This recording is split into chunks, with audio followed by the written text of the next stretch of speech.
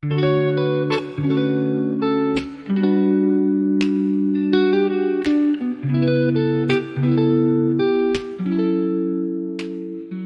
right, so have you ever heard of this idea of anti-fragility? Yeah, I think I have. Basically, like, not just like bouncing back from tough stuff, but actually getting stronger because of it, you know? Yeah, like what doesn't kill you makes you stronger, that sort of thing. Yeah, exactly. So we're going to take a deep dive into this whole anti-fragility thing. We're looking at Nassim Taleb's book, Antifragile, Things That Gain from Disorder. Oh, interesting. A pretty dense book, right? Yeah, a little bit. Thankfully, we're actually going off the Must Reads podcast Yeah. episode about it. They break down really well. Yeah. I'm curious to see, like, how this applies to everyday life, you know? Yeah, for sure. I mean, thinking about it, most of us try to avoid risk and like look for stability. Right. But Taleb is saying that embracing uncertainty is actually like the key to being successful in a world that's always changing? Okay, so instead of trying to control everything, we should be building systems that can handle chaos. Exactly. Think of it this way. A fragile system, well, it breaks under pressure. A resilient system, it can withstand pressure. But an anti-fragile system, it actually improves and gets stronger because of that pressure. Like a muscle getting stronger when you lift weights. Yeah, exactly. Yeah. That's the classic example. But what about other examples, like beyond the physical? What are some other things that are anti-fragile? Well, nature is full of them. Think about a forest, after a wildfire. It regenerates and often comes back even better than before. Ah, interesting. Or like the human immune system. It's constantly getting stronger every time it encounters a new virus or bacteria. So they don't just go back to normal, they actually evolve and get better through disruptions. Exactly. And this is where it gets interesting because Taleb argues that we could do this in our own lives too. But wouldn't that mean putting ourselves in risky situations? Well, it might seem that way at first, but the key is to know the difference between being reckless and taking calculated risks that can lead to growth. Okay, so there's a strategy to this. Yeah, one strategy that Taleb talks about is the barbell strategy. Have you heard of that one? Yeah, I think so. It's the one where you combine super safe options with calculated risks. You got it. It's all about finding that balance between playing it safe and taking some strategic leaps. The classic example is investing. Let's say you put 90% of your money into something super safe, like index funds, Uh-huh. and then use that other 10% for something riskier, but with the potential for big rewards. So even if the risky stuff goes bad, you're still protected. But if it goes well, then boom, big gains. Exactly. But how would that work with something like career choices? How could you use the barbell strategy for that? Well, you could have a stable 9 to 5 job, which is like your safe bet, Right. but also spend some time on a side hustle or learn some new skills. So you're not putting all your eggs in one basket. Exactly. And you're always opening yourself up to new opportunities and challenges. That makes sense. So it's like you're applying this whole idea of balancing stability with calculated risk, but to different parts of your life. Absolutely. And that's just one example.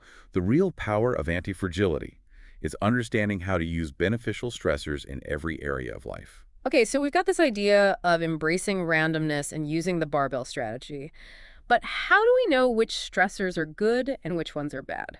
That's a great question.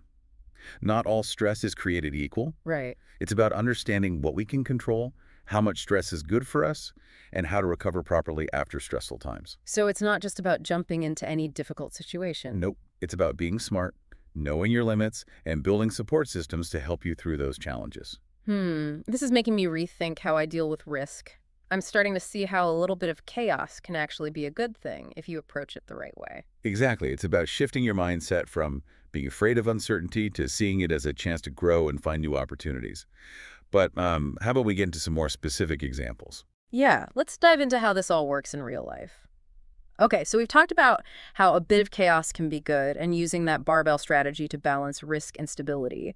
But how does this actually work in, real life? Like, how would this apply to personal health? Well, it's interesting because, like, this idea kind of challenges a lot of what we think about health and fitness. Take exercise, for instance. Okay.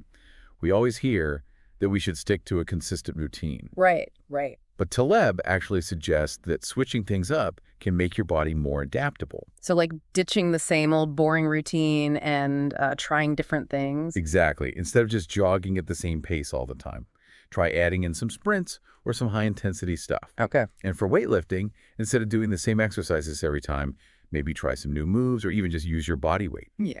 It's about giving your body these little challenges that force it to adapt. So it's like you're keeping your body guessing, so it has to get stronger. Exactly. And it's not just about working out.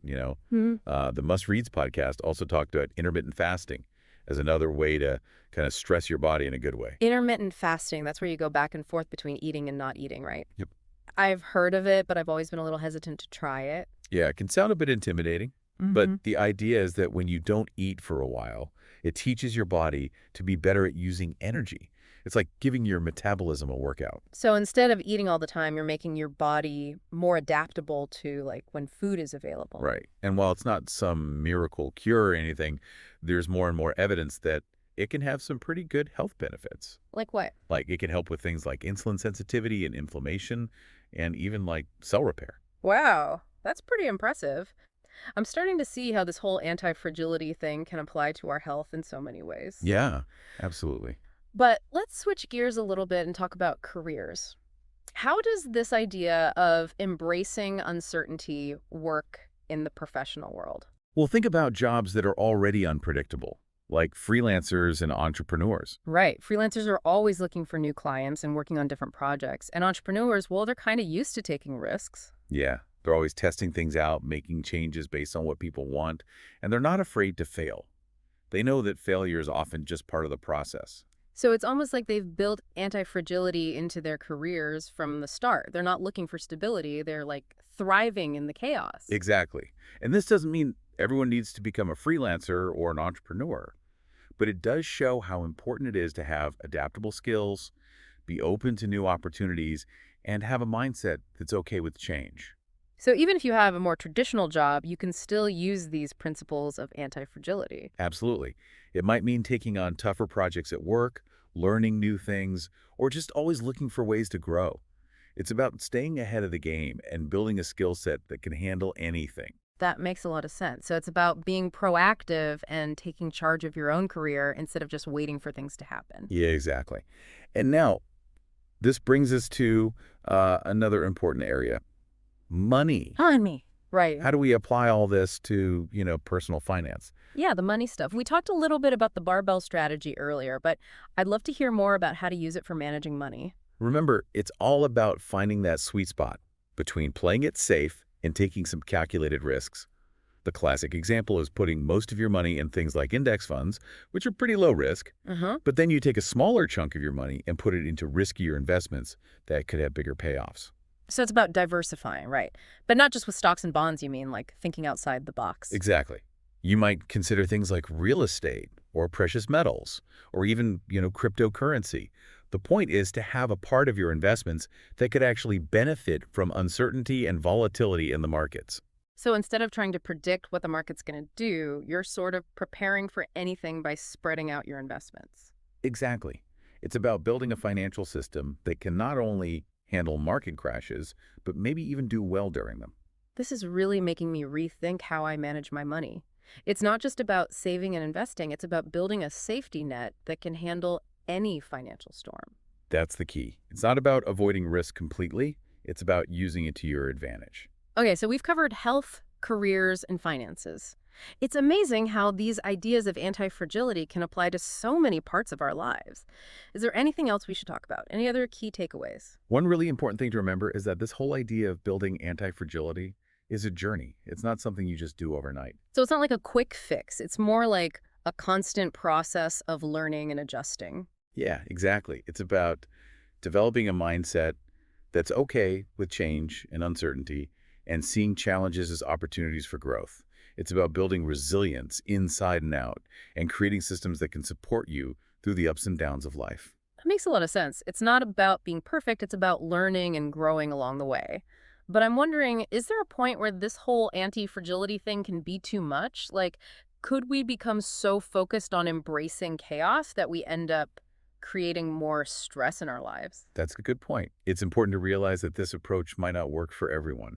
It's not about going out and looking for chaos. It's more about understanding how to use the chaos that's already there in your life. So it's about working with what you've got, not creating more problems. Right. And it's also about finding what works for you. You don't have to become someone who loves constant chaos. It's more about finding a balance that helps you grow without burning yourself out. So it's like finding that balance between pushing yourself and still having some stability and well-being. Exactly. And that balance is different for everyone. The most important thing is to know yourself and your limits and make choices that fit with your values and goals. This has been so insightful. I'm really starting to see how anti-fragility can be a powerful tool for dealing with life's complexities. But as we wrap up this part of our deep dive, any final thoughts you want to leave our listeners with? Well, the big thing to remember is that anti-fragility isn't about becoming invincible or never experiencing pain or difficulty. It's about building the strength and adaptability to go through those challenges and come out the other side even stronger and wiser. So it's about learning to weather the storms and come out stronger on the other side. Exactly. And what's really great about this concept is that it reminds us that we have the power to create our own lives, even when things are uncertain and difficult. It's about embracing the whole human experience, the good and the bad, and knowing that even in chaos, there's always a chance to grow and change. That's a really powerful message. It's about knowing that we can shape our own paths, even when things are uncertain and tough. And I think that's a message that gives us hope, especially in a world that can feel so chaotic and unpredictable. It's about finding that inner strength, that resilience that helps us not just survive, but thrive, even in the toughest times. Exactly. And that's a great point to lead us into our final thoughts. But before we do that, I want to ask you, our listener, something. Ooh, a cliffhanger. Think about your own life, your experiences, your goals, and everything you want to achieve. How can you use these ideas of anti-fragility in your own journey, starting today? What small changes can you make? What risks can you take? What new ways of thinking can you try to become more adaptable, more resilient, and ultimately more anti-fragile in the face of all the uncertainty that life throws at you?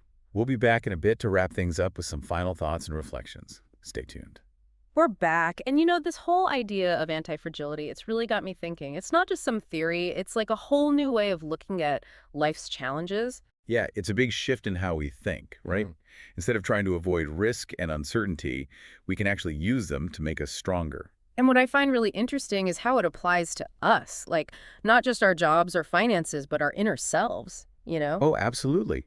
It's about building that strength within, that mental and emotional resilience that helps us get through tough times. So, like, how do we actually build that inner anti-fragility? Are there any practices or anything that can help with that? Well, one thing that's really helpful is mindfulness.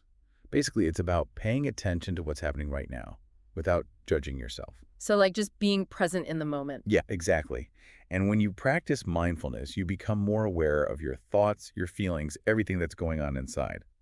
And that helps you react to things more calmly. So instead of freaking out or reacting without thinking, you can take a step back and see things more clearly. Right. And another powerful tool is self-compassion. It's about being kind to yourself, especially when things are rough. So like cutting yourself some slack. Exactly. We tend to be really hard on ourselves, but self-compassion helps us remember that we're human, we make mistakes, and that's okay. It's like treating yourself the way you would treat a good friend, right? Exactly. And when you're kind to yourself, setbacks and challenges don't seem so overwhelming. So mindfulness helps us understand what's going on inside, and self-compassion helps us deal with it in a healthier way. What else can we do to build this inner anti-fragility? Gratitude is another big one. When you focus on the good things in your life, it changes your whole perspective. Yeah, it's easy to focus on the negative, but when you make an effort to appreciate the good stuff, it can really make a difference. Totally. And it doesn't have to be something huge. It could be as simple as enjoying a nice sunset, a good meal, or a kind word from someone. It's about noticing those little things that make you happy. So, by practicing mindfulness, self-compassion, and gratitude, we can become more resilient and better equipped to deal with life's challenges. Absolutely. And as you build that inner strength, you start to see challenges as opportunities to learn and grow. It's like instead of being afraid of the unknown, you become more curious and open to it. Exactly. That's the real power of anti-fragility. It's not about never feeling pain or difficulty. It's about learning how to use those experiences to become stronger and wiser. It's about weathering the storms and coming out stronger on the other side. And what's so beautiful about this idea is that it reminds us that we have the power to shape our own lives, even when things are uncertain and tough. It's about embracing everything life throws at us, the good and the bad, and knowing that even in chaos, there's always a chance for growth. That's a really powerful message. It's about knowing that we can create our own paths. even when things are unpredictable and hard. And I think that gives us a lot of hope, especially in a world that can often feel chaotic and out of control. It's about finding that inner strength, that resilience that helps us not just survive, but really thrive no matter what life throws at us. Well said. And on that note, I think it's time to wrap up our deep dive into this fascinating world of anti-fragility. Thanks for joining us on this journey. We hope it's been helpful and inspiring. If you want to explore this even further, check out Nassim Nicholas Taleb's book, Antifragile, Things That Gain from Disorder. It's a thought-provoking read, that's for sure. It really makes you think differently. And remember, building antifragility is a process. It takes time. It's not about being perfect. It's about making those small changes and moving in the right direction. It's about cultivating that mindset, that belief in our own ability to not just survive, but truly thrive, even when things are uncertain. So until next time, keep exploring, keep learning, and keep embracing the power of antifragility.